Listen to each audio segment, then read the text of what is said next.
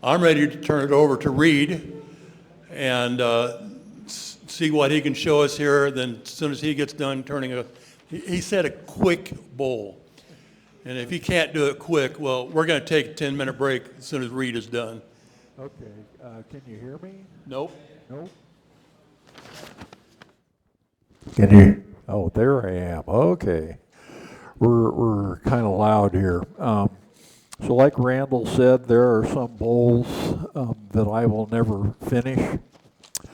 One like this, it's got some cracks in it. I could spend hours fixing that, but I'm not going to. Out of the country fair, I have a box of seconds, which I sell relatively cheap. You can pass that around. This bowl is some of the myrtle wood that I have up there. The outside was actually finished with a gouge. Normally, I do a shear scrape, and that is a California bay laurel. It is not related to the stuff that grows in the Holy Lands. It is not a myrtle in any way, shape, or form. It is a California bay laurel, or they call it a pepper tree sometimes. This is typical of what I turn. So this is a myrtle wood. This is madrone. That is my most favorite wood to turn, mostly because it warps to no rhyme or reason. So we can pass those around. And that's typical of what I sell. The biggest turn on for me is when I go out to the country fair and people come up and say, oh, we've got a whole bunch of your bowls in place and we use them every day. And it's like, yes.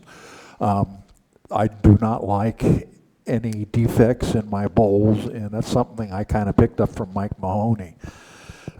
Somebody said once upon a time, efficiency is intelligent laziness. And, am I intelligent or lazy? Well, maybe. My dad used to like to tell a tale about hire the lazy guy to do the job every single time because he'll find an easier, faster way to do it. And they gave a guy a job in a shop, and they came back an hour later, and he's sitting there reading a book, and he's holding his finger out like this, and there are pieces that had to be rotated, and it was like, oh, that works. I buy logs. Those are basically slabs from a log that I got, and I am not worried about centering the grain perfectly unless I happen to get a piece that I can only get one bowl out of. This is typical. I'll pass this one around too. It does have a knot off on the edge here, but that'll probably turn out. I just use a compass to scribe it. There are all sorts of circle jigs out there for cutting lots of bowls. If you want to turn them all exactly the same size, they would work. I'm not going to do that. It's more for me is I take the chunk of wood that I get, and I'll get as many pieces out of that piece of wood as I can, and I'm not worried about the grain. I don't know if we can see this one or not. So this was a black mark that kind of ran through the bottom of the bowl. Pardon? Move the mic down a little bit. Can you hear me now? Kind of. I'm not used to these things. So this black mark here, this will probably be the bottom of the bowl rather than the top, so I can turn that all the way. And it's just, yeah, you can look at those chunks over there. Supposedly the challenge for next week is going to be, or for next meeting is going to be 3 of anything and done in kind of a production mode.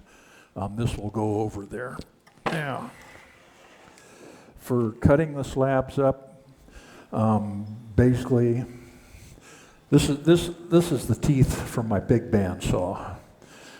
We can pass that around if you want, but I use bimetal blades. It's a Lennox blade. And the teeth are one metal, which is an M42 high-speed steel, which is what all the D-Way tools are made from. It's also what the teeth on your chainsaw are made from. And if you hit a nail It's not going to destroy your blade, but it's not going to slow it down a whole heck of a lot anyway. But I use a 1/2 inch, 3 tooth per inch, or 3 teeth per inch blade, and I actually discovered that the chainsaw file I have is a 3/16, and that fits perfectly in the gullet for resharpening it. I don't know if you want to see this one or not. I've got tons of stuff to pass around. Okay. Yeah, for your choice for your chainsaw is a Husky or steel, and I did make a chainsaw chop saw, but the big bandsaw, I use that for cutting slabs. So I'll take a chunk like this, and I'll lay it on top of the bandsaw and cut a straight line, basically so it'll stand up fairly flush to the blade. And then I'll lay out, I've got all sorts of strips of plywood in 1/2 inch increments, from 1 inch up to 8 inches. I seldom go more than about 6 inches on it. Dale told me I should bring this. This is why you don't cut burls off flush with the face of the tree. If you look at it, you can see how the burl goes down inside. So yeah, I've got a lot of stuff to pass around. For tools, originally when I started my video channel, weapons of mass destruction for bolt turning and how to use them. And over the years, I don't know, I've turned 20,000 or so bowls. I don't know, I don't count them. And that's just bowls. But I've come to multiple preferences. This is actually my second David Ellsworth signature bowl gouge. This was back when everybody was using M2 high-speed steel. And after taking a 3-day workshop with Stuart and Alan Batty, we can pass this one around too, I switched to the 40/40 grind and to specific or specialized bottom of the bowl tools. They just work far better. It cuts better. I can't exactly explain why, but I just like the way they do. And that one, you can see I ground a flat on it so it could actually fit into the jig. But I can still sharpen that on my platforms, but it's just, I don't ever use it anymore. And the specialized tools seem to work better. So, this is a civilized version of the Big Ugly tool. So the metal on top is tantung. It is a cast metal, and I don't know exactly how they cut it. It's some electromagnetic wire thing or whatever. They cast it in 6x6 blocks. The traditional version of this tool is on square stock. And I found out with square stock, if you roll it up on the edge and do a shear scrape, it's very easy to get it off center. And one of the videos I did, Scary Scrapers, from a comment Dave Schweitzer made about watching me use scrapers. I can't see using any scraper any wider than 1 inch. More than anything, it's just so much metal, and if you get too much metal into the wood at one time, you're going to have a catch. You get overpowered. And Richard Finley and I were kind of laughing back and forth about Stuart's massive 3-inch wide or more, his negative rake scrapers, and it's like, why? Okay, let's see. This is a spear point scraper, especially on a lot of woods. I will use that for my finish cut on the outside of the bowls. Spear point scraper doesn't work on the inside of the bowls, and that's why I use a round nose or one that's got a little bit more of a parabola on it.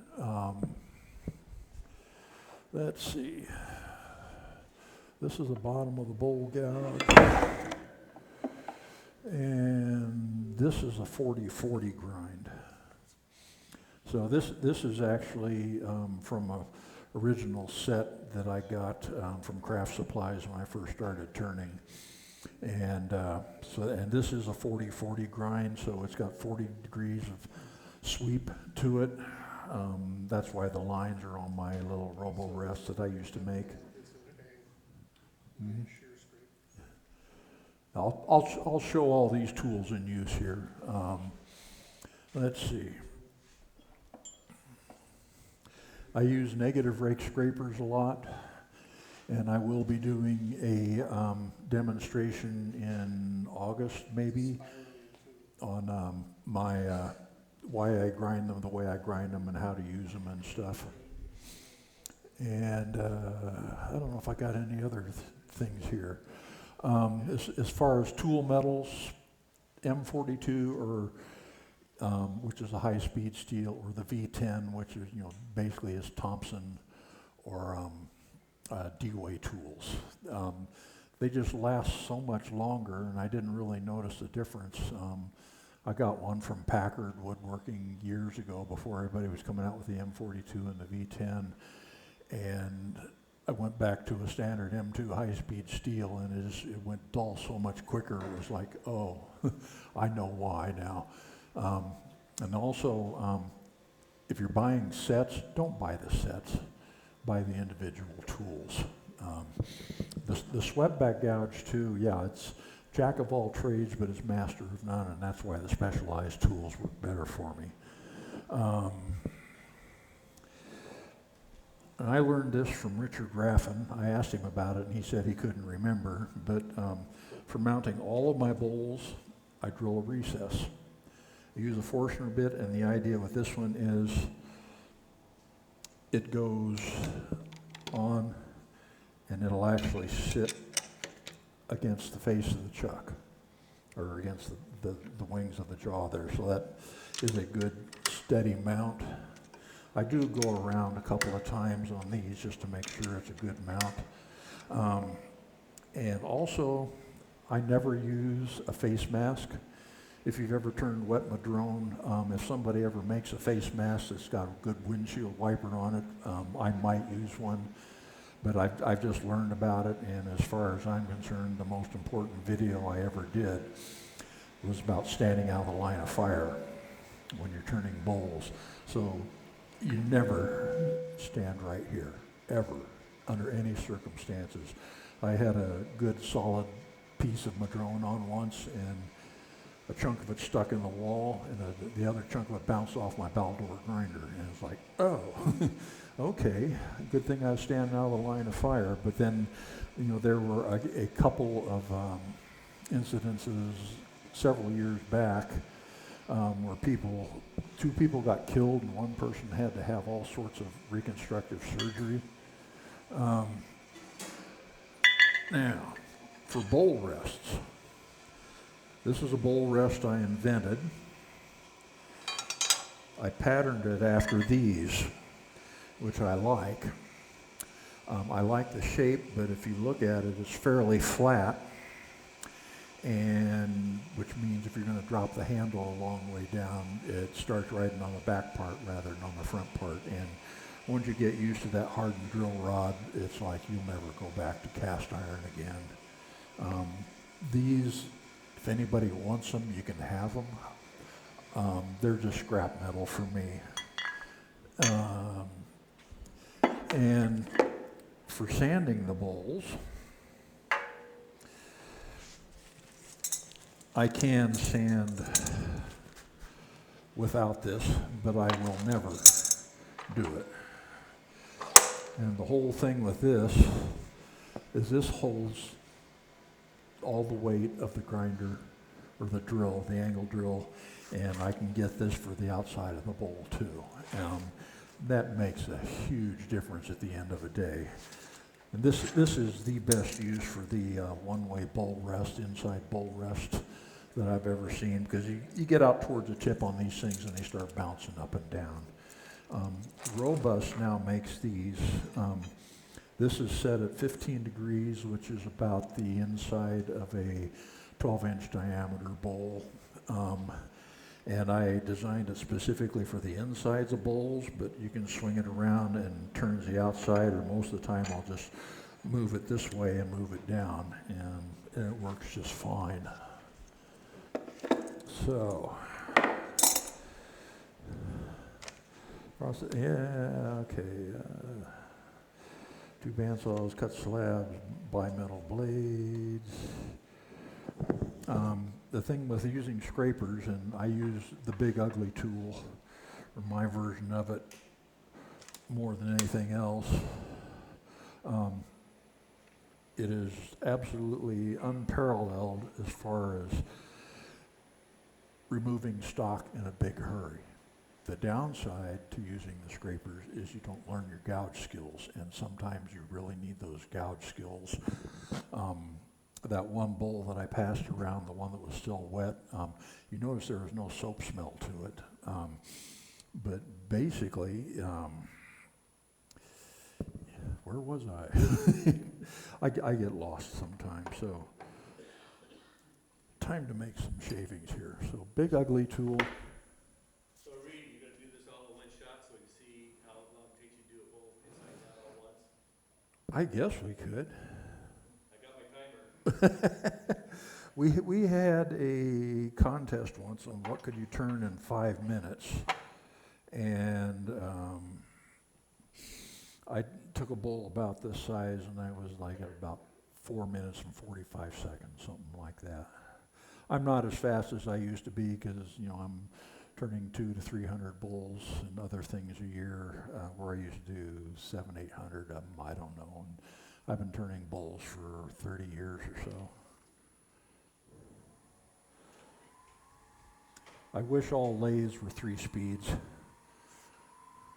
I just, that extra speed comes in handy. Okay.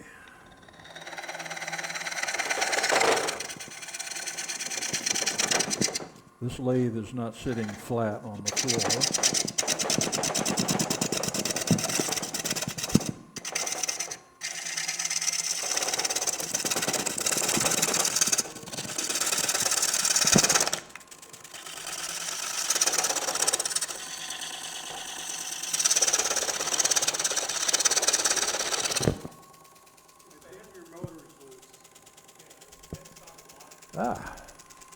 That would do it. It's not my lathe. There we go. That'll help.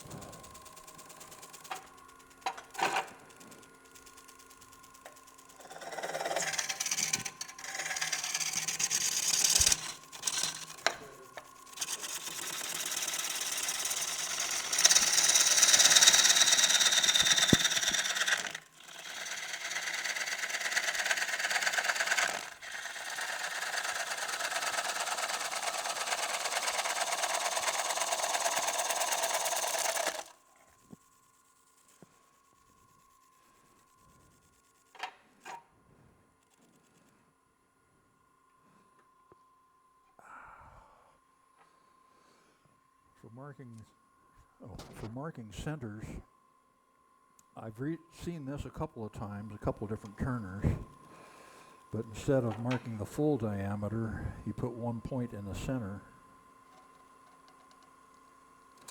and then use the other one on the tool rest like that. And that looks pretty good. This one is specific for the process. This matches exactly the diameter of my chuck jaws, and this is super glued into place because if it vibrates at all, it's going to come loose. Now, where were we?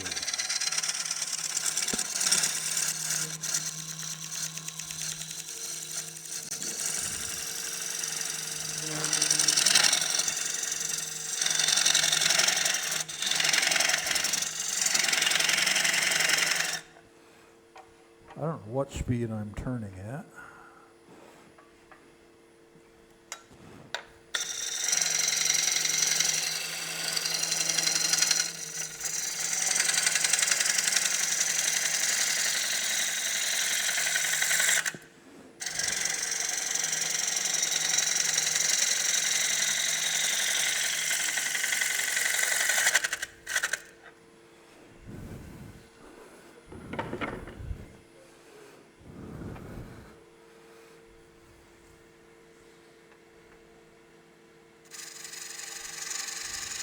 This is a 5/8 bowl gouge, a Thompson.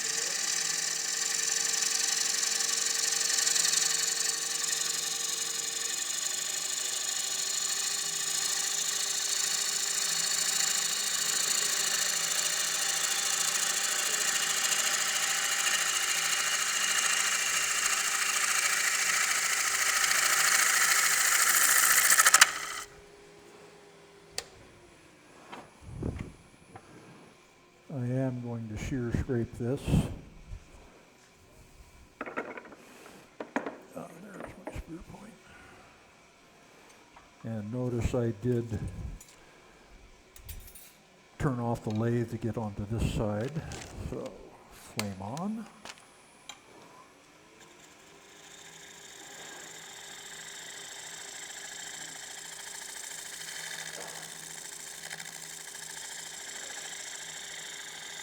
The nice thing about a shear scrape is that you're nibbling off the high spots.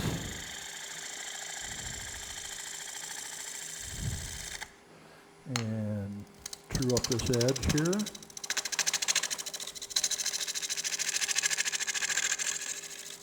Round over this edge so I don't slice myself.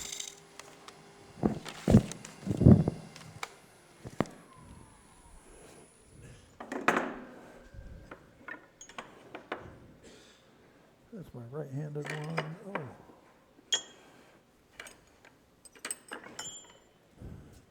I don't know if that one negative rake scraper came back, I could use it.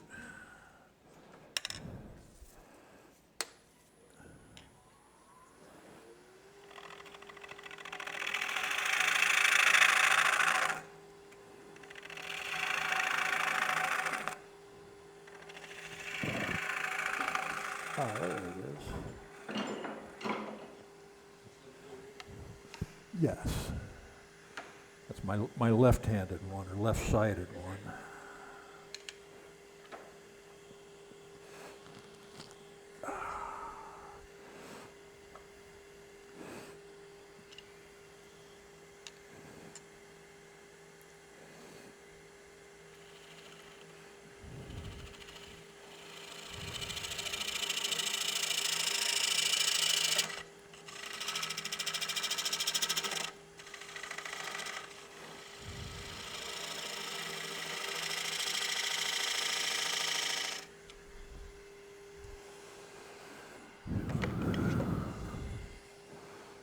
I do like to finish the insides of my recess with a negative rake scraper. Mostly, again, it's because it is nibbling off the high spots. And so that makes a little bit of difference when you reverse it.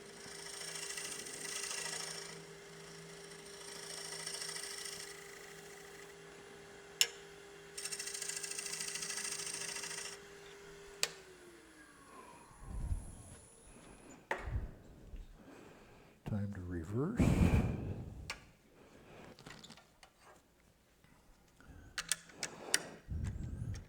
This particular bowl rest, too, is designed so that as I'm turning out the inside, I can leave it pretty much parallel, and then as I hollow out the inside of the bowl, the only thing I have to do is pivot it to the inside. I don't have to wiggle the banjo all over the place. So big ugly tool, again. Giddy up.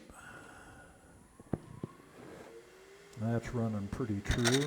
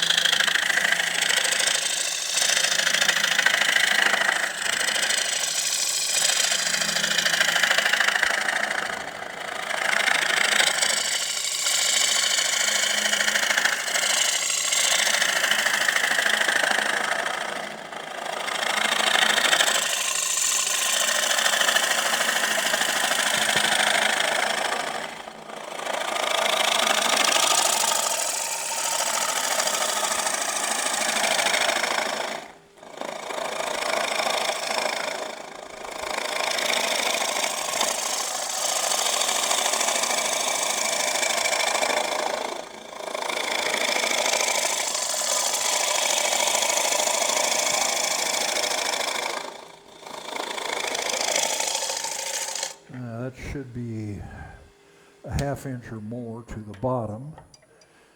And I may have explained this last time. So this is how I keep from going through the bottom. I am at 7 7/8 inches. So cheater stick, so I don't have to do the math in my head. 7 7/8, and I am right at a ½ inch thick, which is close enough. Reed, can you repeat your cheater stick? That's the distance to your chuck jaws? To the face of the chuck jaws. And this will work for a tenon, this will work for a recess. I don't like going through the bottoms of my bowls. Okay, ½ inch bowl gouge. This one. And I don't know why, but a ½ inch bowl gouge does work better on the inside of a bowl than a 5/8. Why? I don't know. They're the exact same geometry.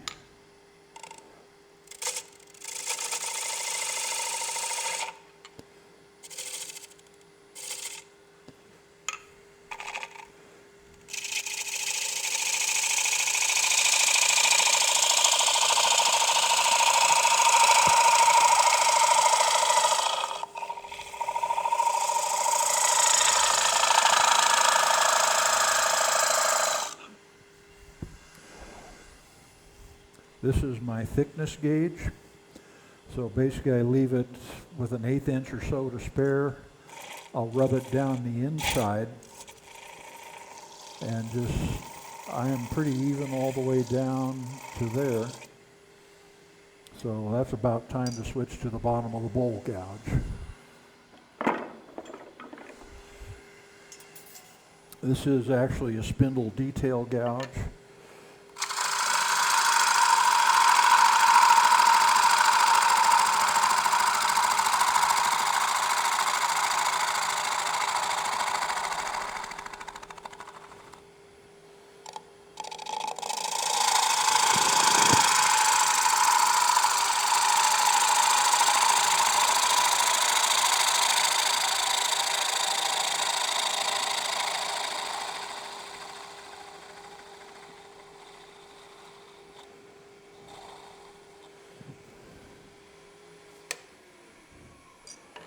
Check my depth again.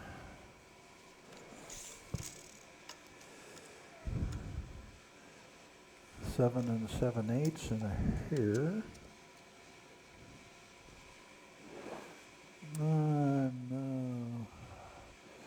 3/8 of an inch thick. I think I'm going to take one more pass.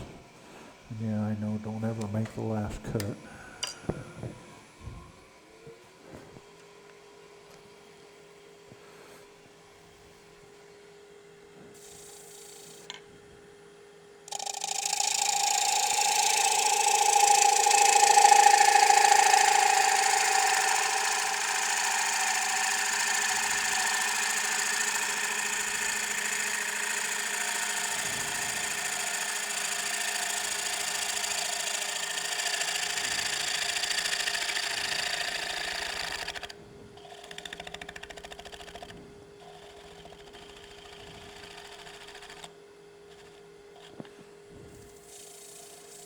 That feels pretty decent. I am going to shear scrape the inside.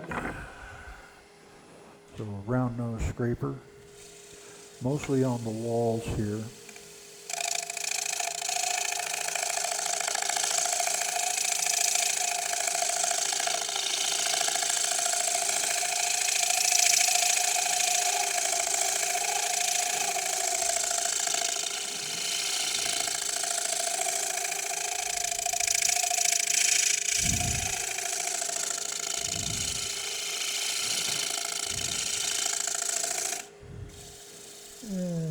Decent.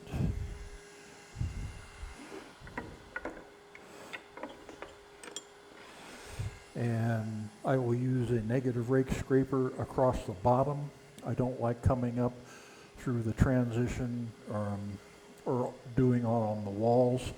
It is still a scraper, and so it is going to pull at the fibers a little bit more.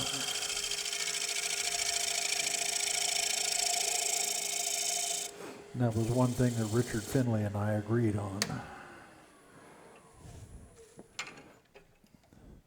Oh, was that 10 minutes? 13 minutes and 30 seconds, because you lost some at the front with the headstock. Did some describing what you're doing, so. It is starting to oxidize. That's why the color's down there. And there are some people that say, you know, yeah, there's absolutely no tear out in that. And every single bowl that you look at where they say there's no tear out, you go up and feel it, and you'll feel the tear out because you're going uphill or against the grain, with the grain, against the grain, with the grain each revolution. And the unsupported grain like that, it never cuts clean. But and sanding, I always go with the abrasives from Vince Welch. Those blue discs that he uses, they last longer than anything else I've ever tried, and by far and away. And I haven't gone to there's that 3M product. I can't remember, everybody's ranting and raving about it. I haven't been able to get any oversized discs, and so. Pardon? Cubitron, yeah. So the abrasives have come a long way in the last years. They used to just sift it, and which means you get all sorts of weird shapes in there. Now it's electrostatically charged, and it sticks it on. All of Vince's discs are Mylar, or on a Mylar type film backing, and so I like those just because they're softer. And the older discs, the paper ones, especially if they were stiff paper, they could leave 80 grit or deeper scratches if they weren't perfectly lined up on the pad. And the thing with Vince's disc is they're all like 3 3/8 and 2 3/8, and I like how they hang over the pad. And for those two, for that particular bowl, you don't have to do much. I'll start that at maybe 100 grit. The myrtle wood, this myrtle wood's been having trouble cutting clean. And Mike Mahoney made a comment that, Stuart Batty always starts sanding at higher grits, and he said, but I'll be done before him because I started a coarser grit. And yeah, it's where your time is best spent. And for me, it's starting at coarser grits. The Madrone, I can usually start sanding it at 120, sometimes 150, but that's not often. So I guess that's about it. Okay, I asked Joel to make a video to show some things that really can't do at the club, and describing them sometimes doesn't work, so really want to thank him for doing that. I have a sad story. I can't turn in between like April and 1st of October because I got too many things going on in my farm and whatnot. So when I get ready to start turning, I really need to have a way to work efficiently if I want to get anything much done. Sometimes I can turn at 5 o'clock in the morning for an hour and a half, so I've got to really get things going. So I'm going to show you how to maximize your work. There's two reasons for that. One is if you're doing production and you want to do a bunch of the same thing over and over again. If you do one at a time, it just takes forever. But if you're making like 8 salad bowls for somebody, you do the same process for all 8 at once, and then you switch processes, do the next 8, and then like that, so it goes a lot quicker. The other thing is if you're doing anything that's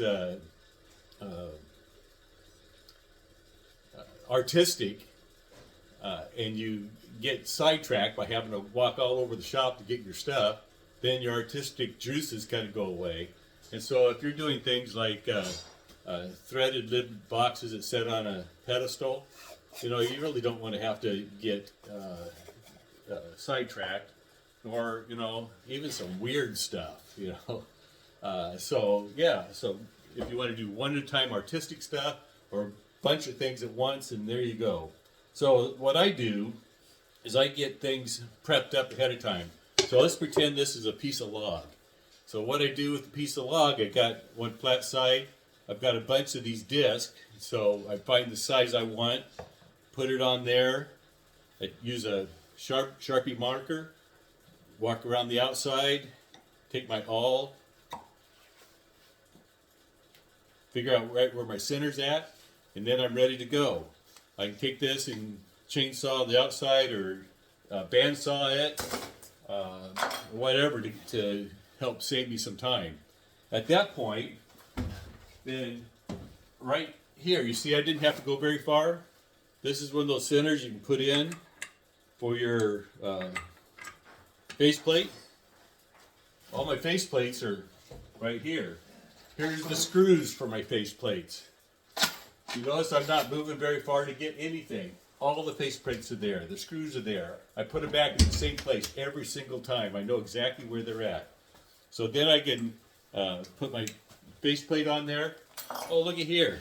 Here's my drill. Put the screws in. Put it back. I'm not going anywhere. I'm right here. That's the key. So now I've got that up. Can put it on the lathe.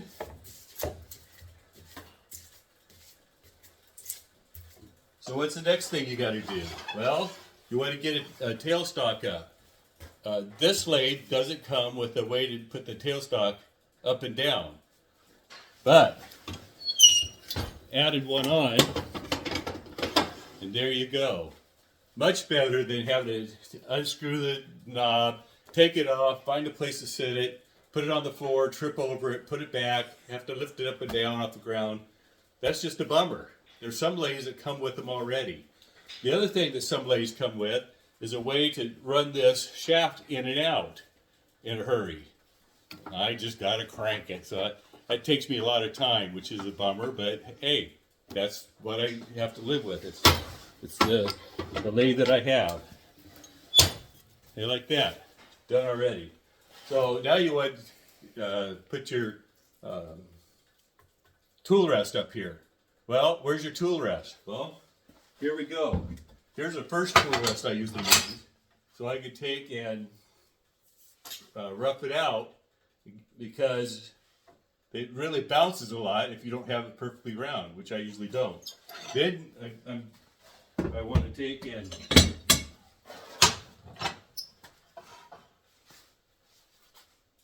do my curve. There's my curved one. Oh, hey, you ever see anybody take the bottom lip of their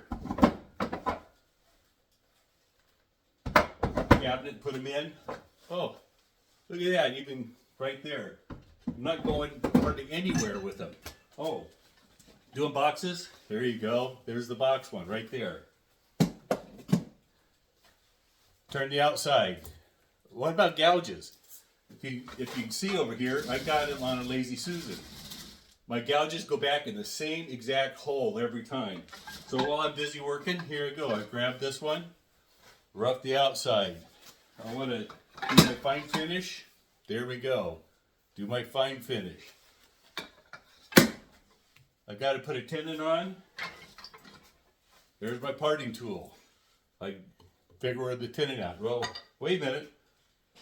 How big do I make it? Well, here you go. This is right here. And before I got started, I knew that this was the size of chuck I was going to use.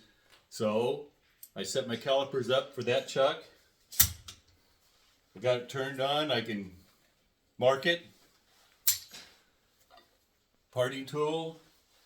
You want to have an angle in it like you're supposed to? Well, there you go. There's my skew. Angle tool. Not going anywhere. It's all right here. Okay? I got the outside done. Oh, got to take it off. Oh, it's too hard. I can't hardly do it. There's my tool. I use it to break it free.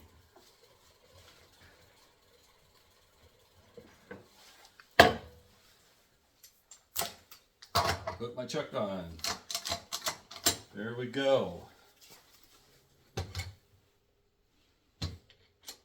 All out here ready to go.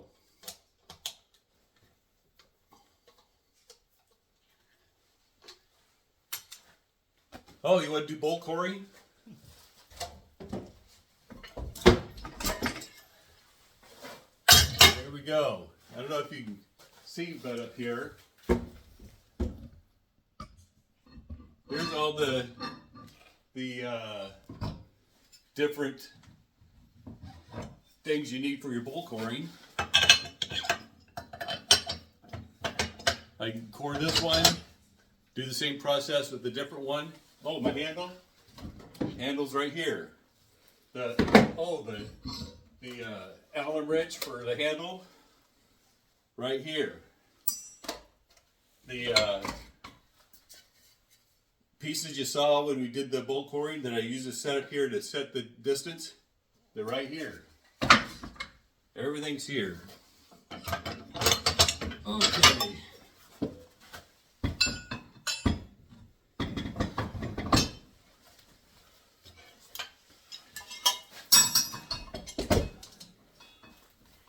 So at this point, I've got this all cored out, right? Well, before I flipped it around, if I wanted to sand the outside, there we go. I use this a lot for sanding outside the bowls. It's quick, does really well. The other thing I can do for doing the outside of the bowls is I can just put my table up here. And I can have a piece of cardboard I can put down here to keep from scarring up my bowl, and then I can sand the outside of the bowl. There we go. Down with the table, set it right down there. What is it? Do the inside sanding? Well, let's just do the inside sanding.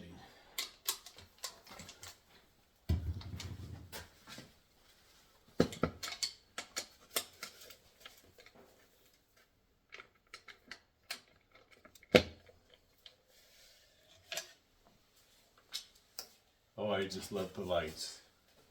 Oh, here's my sander for the inside. I turn this so you can see better. Okay, so here we go. Sanding along. Wait a minute, I need dust collection. Where did I put the switch for the dust collector? Right there.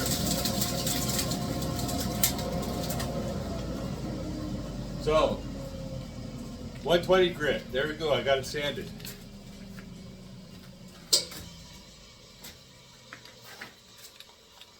$220.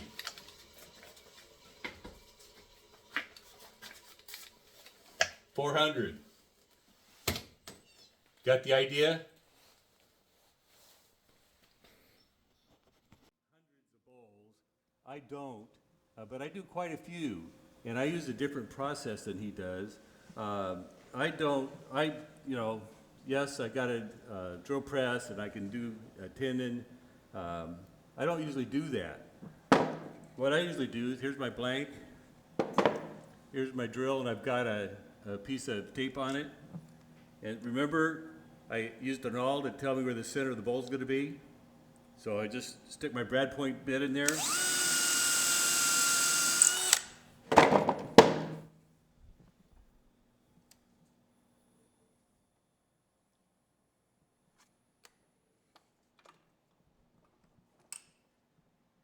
I turn my bowl. For me, it takes an extra step and a lot more time to do that. And if I'm doing a bunch of bowls, this works just very well for me and very quickly. There again, you know that my wife doesn't like recesses, and so I do tenons. And so here we go. I do a tenon. You saw on the video, I have everything all set up, ready to go. Do my tenon, turn the outside, take this one off. You know, you're going to do 8 salad bowls. So here we go. Take this one off. I could put this in reverse and take it off that way too, but set that aside. Take the next one that I've already got drilled, right? I have 8 of them. I drill all 8 holes. Turn the outside, put a tenon, set it aside. Put the other one on, turn the outside, set it aside. Put the other one on, set it outside, turn it aside. Get the point? When I get that done, one of the things that I do really often is when I've got the outside right here on the lathe, I'll grab my DeWalt random orbital sander. This is 80 grit Cubitron, and I will do the outside of the bowl with 80 grit Cubitron, right? when I get ready to do my sanding, I got my table here, and I'll put my piece of cardboard on, and I'll do the rest of the outside by hand. I go from 80 grit to 220. Believe it or not. I'm going to send this Cubitron around. This has been a game changer for me. It's expensive stuff, but it works really well. There we go. So, yeah. Amazon. So this is 80 grit. Go ahead and feel it. Send that around.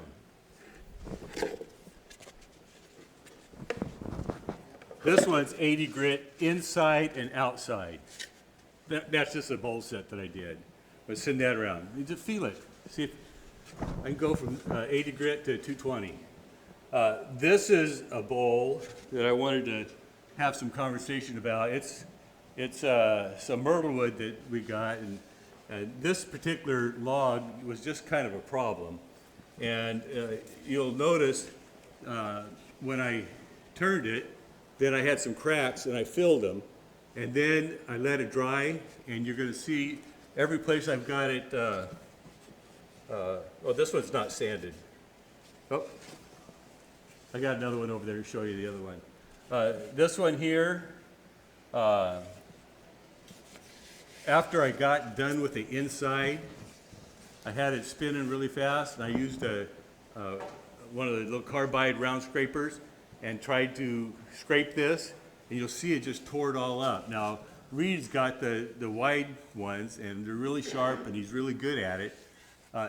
If you use a bowl gouge and finish the inside, don't go back on a really thin piece that you got going, because you'll end up doing this on it, unless you're an expert like Reed. What's the blue tape for? Ah, good question. If you'll notice that I'm pretty close to the pith, and so I put the blue tape on there, which gives it a little extra support when I'm cutting the inside, so it doesn't flex so much and it pops little pieces out around the pith or cracks it. It's just a little extra support. Same kind of idea that people use when they put saran wrap around a piece that's going to be a problem for them. I don't always do that, but it depends on the piece.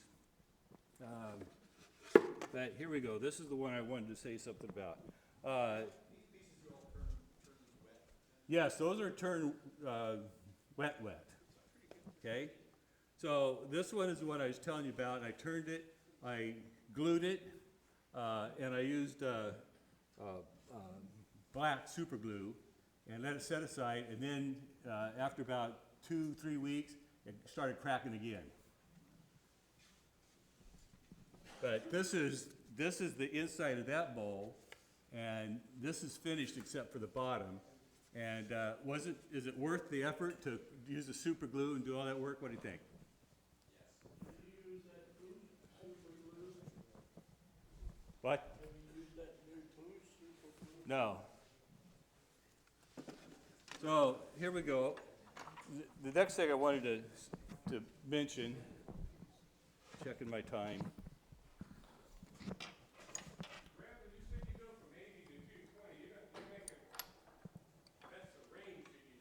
No. You're jumping from 80 grit to 220 grit. If I do a good job with my turning and I use the Cubitron 80, I can go to 220. If I use anybody else's 80, I have to go to 120 before I go to 220. So, I bought 3 different sizes of these Hummers. And you know, they say don't use them over 600 RPM. Even though these are tapered, you got to be really careful. If you're cutting straight into your tenon, you're not too bad. You cut it like this, and you're going to pop that sucker off, and it's going to go across the rope. So you got to use your tailstock anyway. And every one of these have a different chuck that fits to it. So now I'm taking chucks off and putting these on, and I'm having to, you know, put the bowl on there, rotate it, tighten up every nut. as you can tell, that's kind of not my, my jam. Here's my jam. See if I can, I'm gonna have to move a few things here.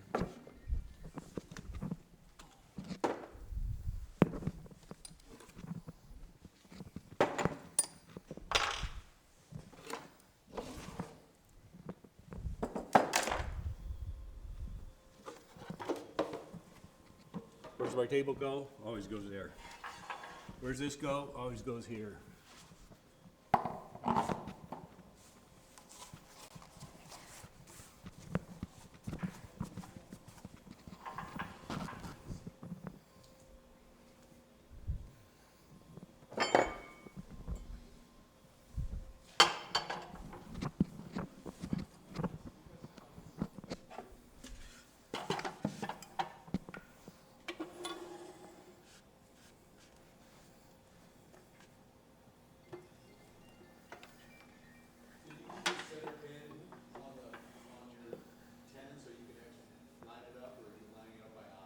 No, I remember when I do the tenon, I put a little divot in it. I keep that divot right there.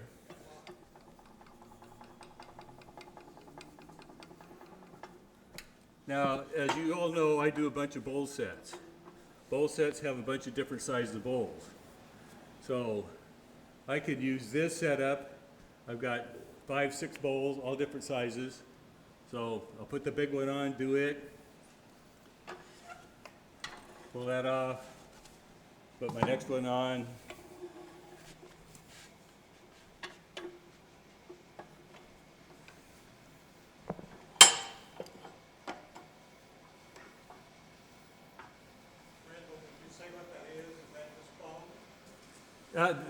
That is, you know, the floor mats you put down to help your feet from standing on concrete. That's what that is. I contact cemented onto a piece of plywood. I would suggest MDF, and see that's got a dedicated faceplate on it.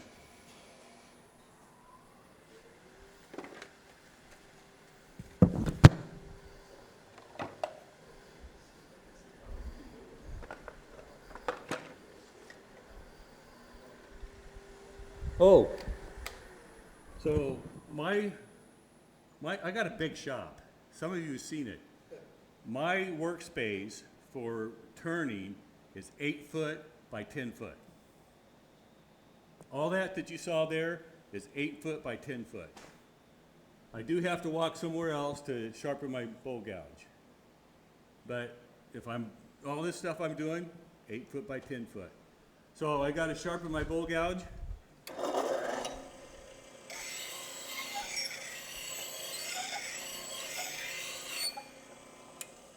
Sharpen. Sharpening is an extremely important thing. Figure out how to do it accurately, the same over and over again, quickly. That's all it took to sharpen my bowl gouge.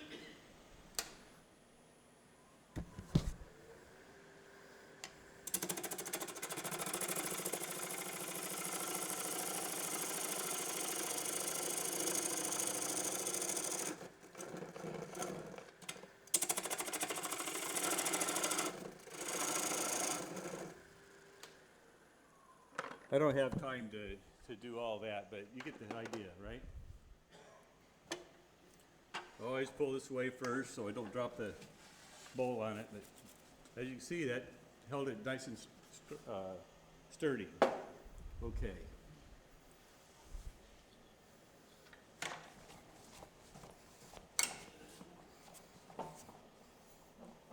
I'm done with it. Goes back in the same place. Okay, how do you like this little nifty thing? Rare earth magnets, just a little bit of board, a PVC pipe to cut. Thank you, Dean. His idea. Okay, so what I want to do now, and just bear with me for just a little bit. I'm going to just set this up but not do anything.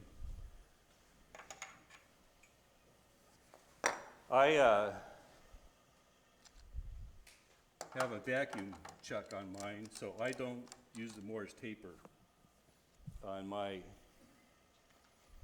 lathe headstock.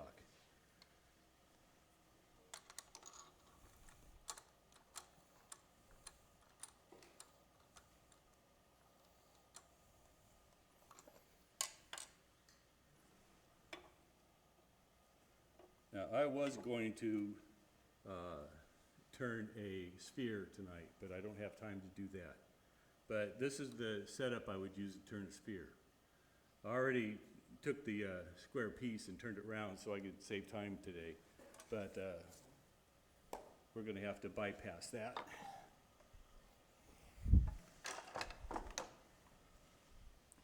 You know, central vac pipe is schedule 20, it's a lot lighter Yes. for central vac, that's what I started using. Yeah. Okay. So, the challenge for this month is to turn 3 of something, any something. The club's preference is that you turn 3 bowls between 6 and 8 inches, and you bring them in next month to give away for Food for Lane County.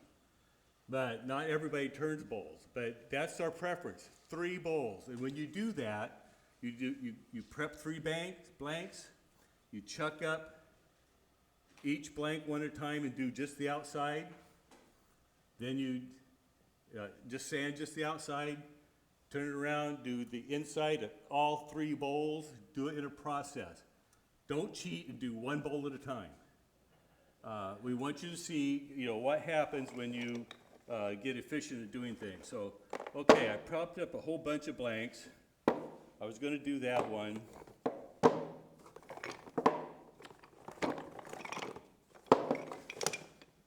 I wanted to do some spheres. What did I do? While I had everything set up, I went ahead and prepped them this far. Next step, I'll cut all the ends off. I'll put my other chuck on.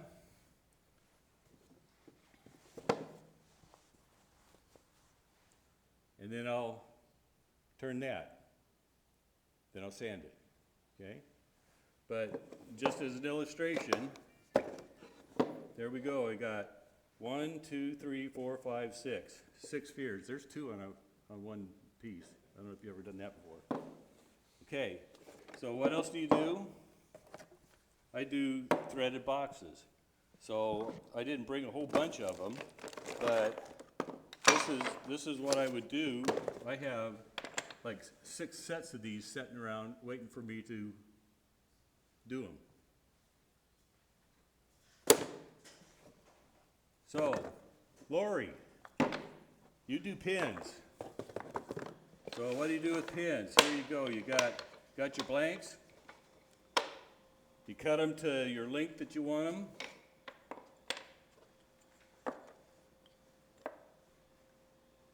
Cut all of them, 1 shot. Drill all of them, 1 shot. Here what I have is a bunch of blanks that I did that with. I glued them up. They're ready to go. I did them all in one process. I've done up to 50 blanks at one time. I tell you what, if you're going to make a bunch of pins for something, or you got a bunch of grandkids and kids that come over and work on the lathe, and they're going to teach you how to make pins, don't just do one at a time. I mean, you're sitting at the bandsaw, cut them all out. You're going to drill them up, drill them all out. You're going to glue them all out. That's what I have to say about that. Anyway, you might think I'm anal, but I'll tell you what, if you are not having a good time doing what you're doing, you're spending all your time in process, you're all walking around trying to find this part or this tool or that tool, it's nothing but frustration. If you really are having a good time, whatever process you're doing, fabulous. If you're not having a good time, take a little time to think about what you're doing. 8 foot by 10 foot. That's all it takes for me. And I think I better quit, even though I have other things.